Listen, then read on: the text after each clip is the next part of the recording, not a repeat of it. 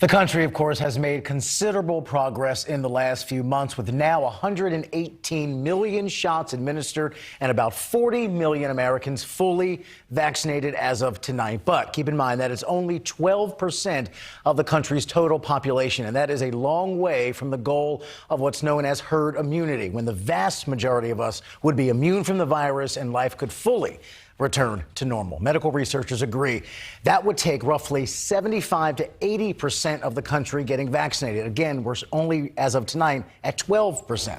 Earlier today, I spoke with Dr. Dean Winslow from Stanford School of Medicine to get the big picture of where we are as a nation in terms of those vaccination numbers. And I started out with a sports analogy, asking him what inning of this long baseball game does he think we're in?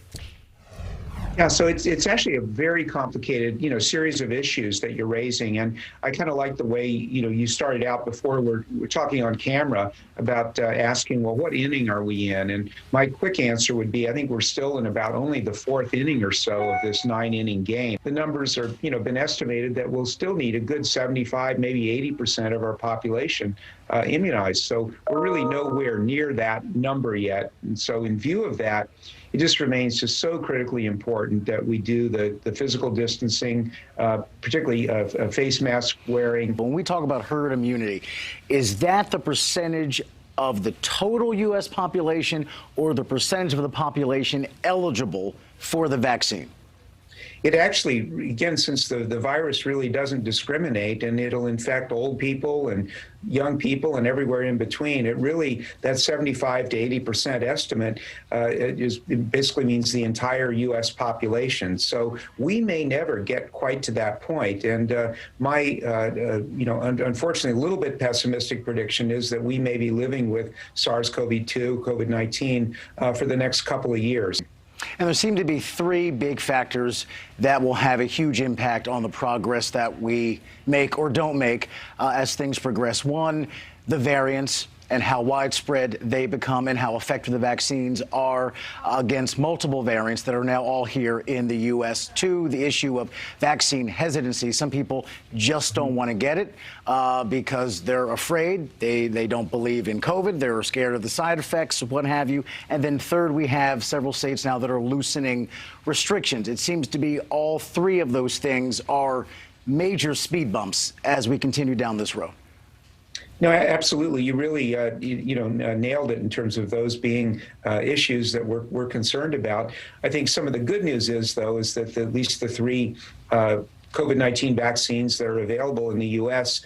do appear to provide substantial degree of protection against at least most of the newer described variants, although it's not quite as good as with the wild-type variants.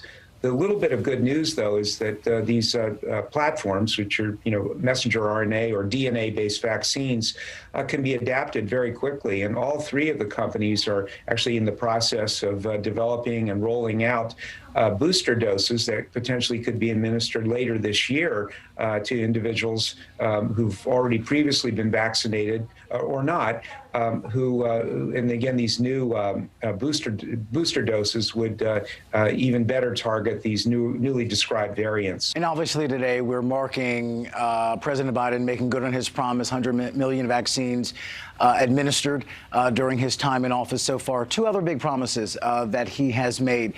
Do you think it's realistic that all adults can be eligible for the vaccine by May 1st? And do you think that we are having those small backyard gatherings for July 4th? Are we more normal by Independence Day, both of which the president has said? I sure hope so, sir. As a father and grandfather who misses, seeing my children and grandchildren. And I think, again, outdoor gatherings are relatively safe even now.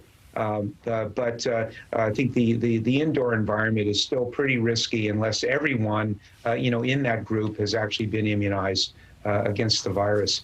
But I think we're definitely going in the right direction. At the end of the day, our country had the worst outbreak of any country on earth. And as we talk today, 540,000 dead, 30 million infected, and still roughly 50 to 60,000 new cases every day, even here in March of 2021, a year into this. Dr. Fauci says another metric to look at in terms of new cases is 10,000 or fewer cases a day as another signal that we really are winning this battle. But we're still 5 or 6 times that level, another number that reminds us how far we have to go. Yeah, that's exactly right. And again, while the cases have very fortunately declined really significantly over the last month and a half, we're still not at the place where we need to be. And I think many of us are a little bit concerned that the curve, while it was going down so steeply a few weeks ago, appears to be leveling off to some extent.